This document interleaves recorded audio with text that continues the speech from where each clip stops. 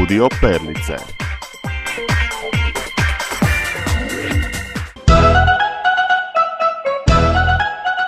Perlice nas danas vode u svijet bajki i to kako bismo zaplesali, ni manje ni više nego s vilama. Vjeruje se da vile žive pod zemljom ili u blizini starih brijegova, špilja i čistih izvora, ponekad pak na oblacima i planinama. A iako znaju biti osvetoljubive, ako ih neko iznevjeri i razočara, najčešće pomažu ljudima u nevolji. Najpoznatija naša mala vila nastala je u mašti poznate spisateljice Ivane Brlić-Mažuranić, koja je u svojoj knjizi Priče iz davnina podijelila s nama dogodovštine radoznale vile Kosjenke. Nadalje, ako je vjerovati raznim pričama i legendama, vile vole ponekad, dok svi mi spavamo noću, zaplesati među šumskim stablima i proplancima veselo kolo i pjesmom dočekati nježnu zoru.